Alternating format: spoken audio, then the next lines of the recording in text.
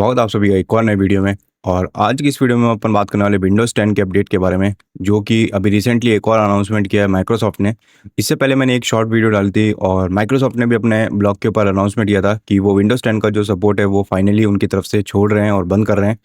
तो बहुत सारे जो यूज़र्स हैं उनके लिए जो विंडोज़ 10 है वही सब कुछ थी, तो वो अभी सबसे ज़्यादा यूज़ भी वही करते हैं। तो अगर उनको सिक्योरिटी अपडेट और जो अपग्रेड ही नहीं मिलेगा तो उनकी जो डाटा है और उनका जो खुद का जो इम्पोर्टेंट जो सेंसिटिव डाटा है वो ज़्यादा रिस्क पे हो जाएगा। तो उन्होंने अभी रिसेंटली अनाउंसमेंट किया है कि वो जो उनका जो अपडेट है वो एक्सटेंड कर रहे हैं अगले साल के अक्टूबर तक, मतलब 2026 के अक्टूबर तक।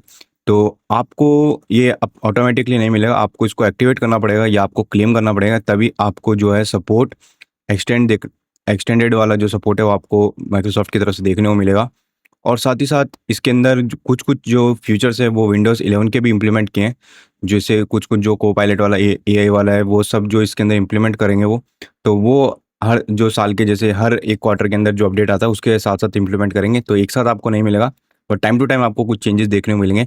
तो एक तरीके से आप ये कह सकते हो कि आपको अगले साल तक की डेडलाइन दे दी है माइक्रोसॉफ्ट ने कि आप जो अपना विंडोज़ 10 का जो अपग्रेड है वो आप विंडोज़ 11 के अंदर कर सकते हैं अगले साल तक।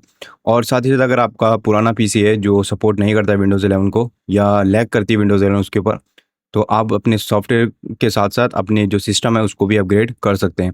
आप कैसे उसको अपग्रेड कर सकते हैं और कैसे उसको क्लेम कर सकते हैं विंडोज़ 10 के सपोर्ट को, वो मैं आपको इस वीडियो के अंदर सब कुछ बताने वाला हूँ। और अगर चैनल पर नए हैं तो चैनल को सब्सक्राइब भी कर लेना। मैं मिलता हूँ वीडियो के अंदर आगे।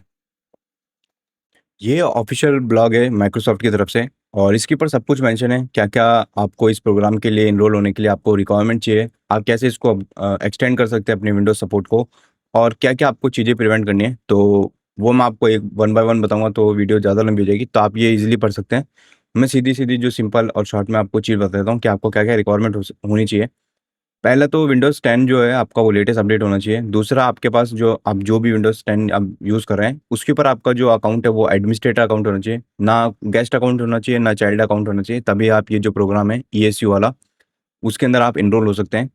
इन्होंने यहाँ पे 3 प्रोसेस बताई है जिससे आप इनरोल हो सकते हैं, तो मैं आपको वन बाय वन बता देता हूँ। पहला तो है एट नो एडिशनल को, मतलब आप कुछ भी बिना पैसे दिए आप इस प्रोग्राम के अंदर इनरोल हो सकते हैं।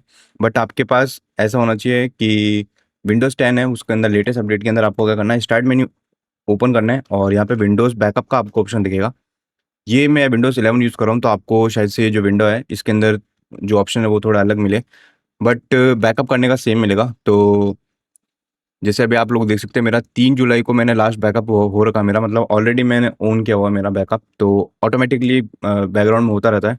तो अभी ये हो गया। पहला तो ये प्रोसीजर था कि आप बिना कुछ पैसा दिए आप विंडोज़ जो बैकअप है वो सीधा कर सकते हैं। दूसरा, आपके पास जो रिडीम पॉइंट्स हैं वो 1000 होने चाहिए, माइक्रोसॉफ्ट के जो रिडीम पॉइंट्स हैं। अभी मेरे पास ये मैंने अपनी जो अकाउंट है उसकी रिवॉर्ड पॉइंट की मैंने डैशबोर्ड ओपन करी हुई है। यहाँ पे आप लोग देख सकते हैं मेरे पास 694 अवेलेबल पॉइंट है।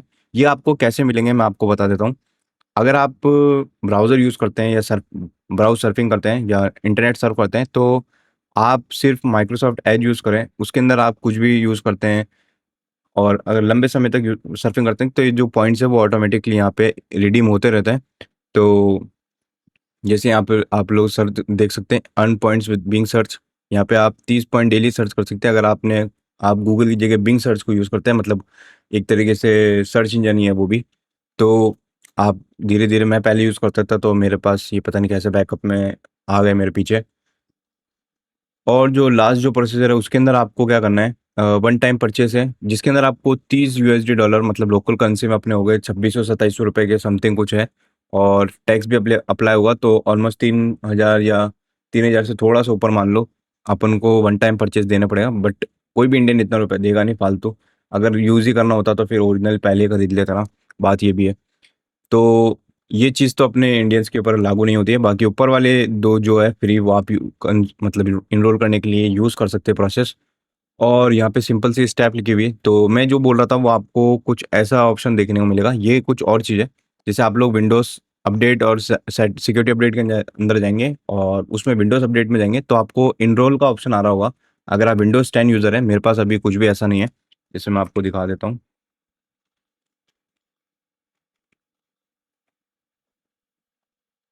तो जैसा कि आप लोग देख सकते हैं, अभी मेरा ये विंडोज़ 11 है, तो अप टू डेट है। तो मेरे पास इसके लिए इनरोल का ऑप्शन आएगा, आपको विंडोज़ 10 का इनरोल का ऑप्शन आएगा, तो आपको ये 3 चीज़ें अपने आप देखने को मिल जाएगी। बट अगर आपको यहाँ ऑप्शन नहीं आता, तो मैंने आपको बता दिया कि आपको बैकअप कैसे करना है। तो backup your PC, no extra cost, 1000 point और वन टाइम परचेस है। तो आप लोग देख सकते हैं, आपको जो सूटेबल लगता है आप उसको अपग्रेड कर सकते हैं। अगर आपने परचेस की विंडोज़ 10 अगर ओरिजिनल है आपके पास, तो जो आपने वन टाइम परचेस है, अगर आपको ये दोनों नहीं करनी है, तो आप वो उससे पैसा देके कर सकते हैं। तो ये कुछ सीन था इसका विंडोज़ का ईएसयू प्रोग्राम का, जो इन्होंने लेके आए हैं ये विंडोज़ 10 यूज़र्स के लिए। आई होप मैंने जो आप लोगों को इन्फॉर्मेशन दी है वो आप लोगों के लिए हेल्पफुल होगी। और अगर आपको ऐसे ही अमेजिंग कंटेंट पसंद है और टैक्स रिलेटेड कंटेंट पसंद है, तो चैनल को सब्सक्राइब भी कर लेना। मैं मिलता हूँ ऐसी अमेजिंग कंटेंट के साथ। जब तक बाय बाय, जय हिंद।